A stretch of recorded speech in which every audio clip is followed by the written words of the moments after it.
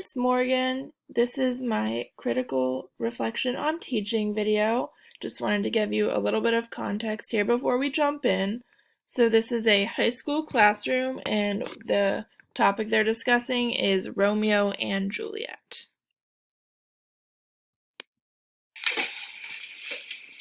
Alright guys, so we are at 3, scene 2, Romeo and Juliet. We finished up scene 1 yesterday, so who can remind me what happened? So I wanted to pause here because I really liked how he asked the students to summarize what happened for several reasons. One, it gives them a more active role in the classroom and it makes them feel more responsible for their learning and that kind of thing. As well as he gets to assess what they learned yesterday. That way he can see whether they're ready to take it to the next level, whether he needs to adjust things. But a lot of the other videos I saw, the teachers were just kind of summarizing and then moving on to the new topic. But I like the students doing it more. I just think it's a missed opportunity to not let them do it. Scene 1, Sarah. So, Tybalt tries to go after Romeo. Romeo doesn't want to fight because he's a relative. Right. And then Mercutio, makes him wants to fight him, so it aggravates him. And they start fighting, and he gets stabbed. Yeah. And dies. Right, yeah. So yeah, Mercutio dies, and then, Izzy, can you get through, please? Then Romeo gets mad and kills Tybalt. Yes. And then the prince comes and asks Benvolio what happened. And he tells the truth, and the Lady Capulet is like, I don't believe this. Uh-huh. And then, I don't believe this. Yeah. Right, and so then what? The thing I like about what he's doing here is that he's just guiding them rather than talking over them. He's asking a question, but then letting them kind of take hold of the conversation and just kind of continuing to guide them to keep the conversation flowing instead of talking over them. What happens to Romeo? What is the prince's sentence? The prince. Oh, sorry. The prince says that Romeo is banished unless he is found in the city of it's Verona, right? Mm-hmm. Well, then he's gonna be hanged. Right. Yeah. So basically, if he doesn't leave Verona, I'm banishing him. But if he doesn't leave, then he'll be executed because he disturbed the peace. They weren't supposed to do that because he already made that decree. So this is the start of scene 2 in Capulet's orchard. And actually, I want to just briefly touch on, so we talked about this a little bit yesterday, but how was Act 3, Scene 1, how was that the turning point of the play? Do you guys remember what we talked about? I really like that he asked this follow-up question, again to assess that they know what happened yesterday, but also to set the mood for what they're about to learn. He does this, and then he kind of gives them a frame through which to read the new material that they're going to talk about shortly. Because people are finally starting to die, and it wasn't just 2 people who left. Right, yeah, so it kind of changes the whole idea of what's going on. It was very kind of in love, like kind of young love or lust. I guess if you guys want to see it that way, Alana, I know that's you've been sharing that quite a bit. So yeah, This was a really cute moment that he brought up something that a student's been talking about over and over clearly, and it's important that students or teachers do bring up stuff that their students say because it tells their students that they're actually actively listening to them, and it tells them that what they have to say is valuable. And it also goes along with Skinner's operant conditioning theory, which supports the idea that if you're encouraging people's ideas and people speaking up in class about, different things, that they will continue to do that, and that's only gonna richen your discussions in your classroom, and it also helps just build that sense of community. I think Romeo is kind of blaming Juliet for making him soft, so it could have problems. Yeah, I think that's a good point. Yeah, and that part that we read yesterday, he said, right after Mercutio was killed, remember he said, thy beauty hath made me effeminate, or something like that. So What he's doing here is modeling behavior for his students. So the students are clearly beginning to think deeper and analyzing the story more, but what he's doing is showing them how to provide textual evidence to support their arguments. He's saying like, it's Juliet's fault because I'm, now that I love her, now it's made me soft. I'm a softie. All right, so, and then he shows that that's not true anymore because he kills Tybalt in revenge. So, anyway, so yeah, let's go ahead and follow along on 999. This is Juliet's little soliloquy. She's alone. All right, waiting to hear back from the nurse. All right. Scene 2. Capulet's Orchard. Gallop apace, your fiery-footed steeds, towards Phoebus' lodging. Such a wagoner as Phaeton. So I wanted to go and stop here. This is the one thing that is kind of iffy for me, but overall I do think he made the right call in having them follow along to someone else, an audio recording of it. The cons of it is that there are definitely some students not paying attention, and it's very easy to kind of doze off during that.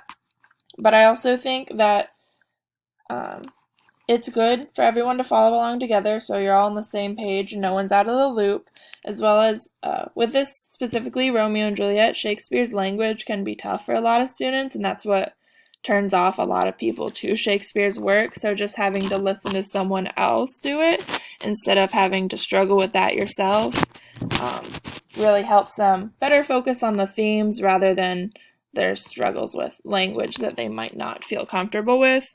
And I also think even though some people might doze off, we do have audio learners in our classrooms, and this is a great way to make sure that they are supported. Take you to the west and bring in cloudy night immediately. Also, we're going to go ahead and skip over the rest of this recording and just jump to the very end when they start discussion again. Sounds determined of my wheel or woe. All right. So there's a little bit of confusion going on apparently between the nurse and Juliet.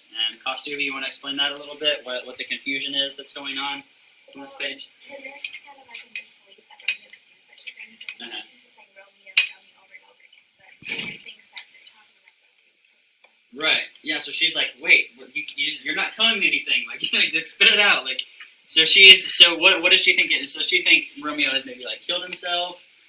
She doesn't. She doesn't know. And then you guys see all those like the repetition of I, cockatrice, I. Like she just keeps that part by Juliet. So what does that? What does she mean right there in that? Look to that side note, and that will help you out right there. So yeah, Alana.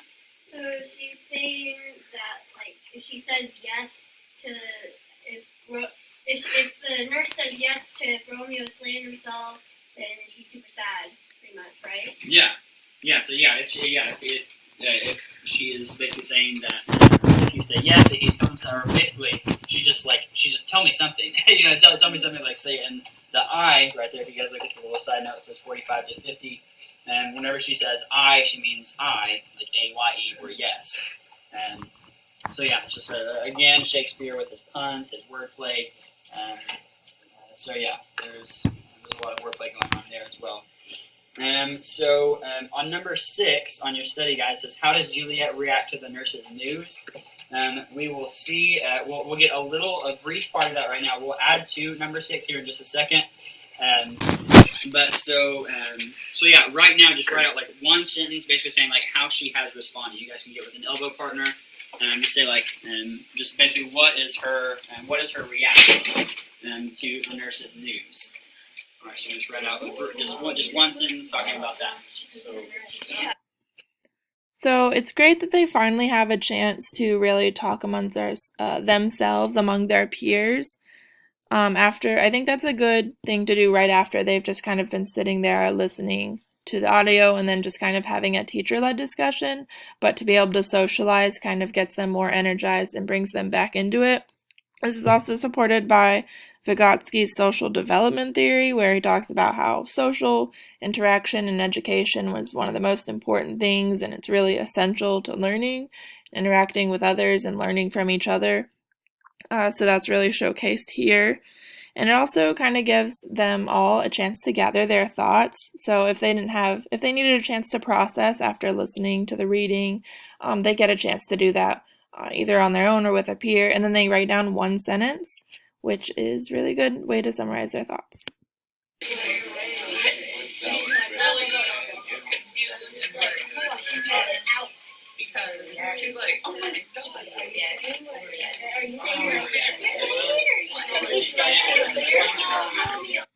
You can tell right here that this group of girls is really engaged and that they're really talking about the text and getting into it, which I think shows that his lesson is effective thus far. Are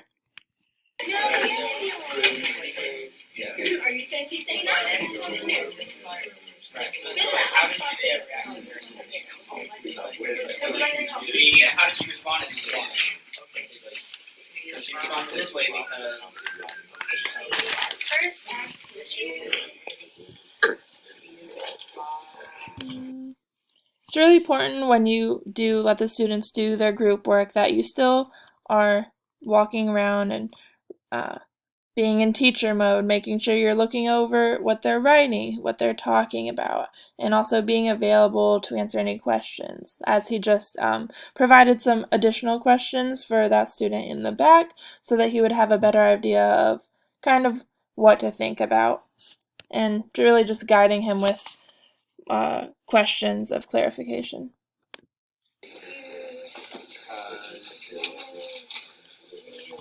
Once you guys write the first part, we'll pause and then we'll get the second part here in a second. Yes. You write the.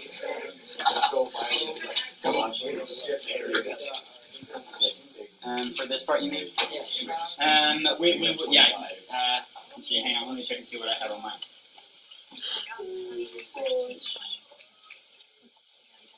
You can if you want to. If you want to write 3.2 point, and then whatever line numbers you decided for that, you can. So once you guys, all right. So what did you guys? What's some of the things that you guys wrote down? Taylor.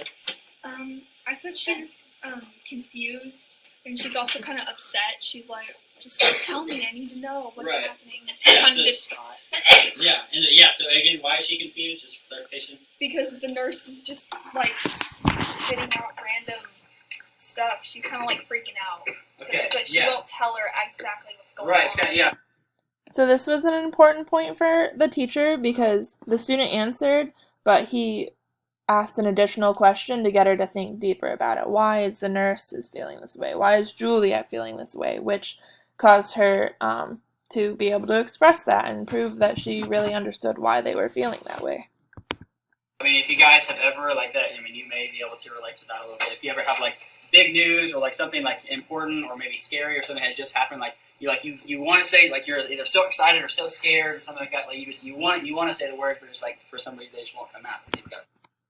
Him explaining how the characters are feeling and making it very relatable for students, I think, is a really good thing that he did.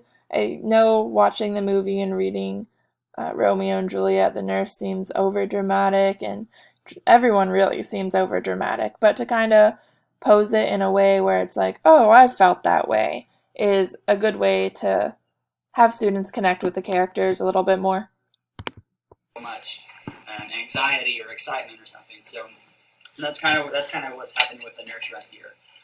So let's read on. Let's see what happens whenever actually Juliet finds out the truth about what happened, and then we'll add that second part to number 6. So that will be. So this is the end of this segment of the lesson. Overall, I think he did a very good job. It is a very traditional classroom setting, I think, but I think it's an example of a really effective one. There were several students engaged. It wasn't just leaning on one or two, and he probed them deeper for why. Really had a balance of, talking, reading the text or listening to the text and that kind of thing, kind of broke it up into small chunks. And overall, I think he did a good job explaining this part of Romeo and Juliet. it would be nice to see more engaging activities, but again, this is only a 10-minute segment, so I think it was a good example of a traditional classroom lesson.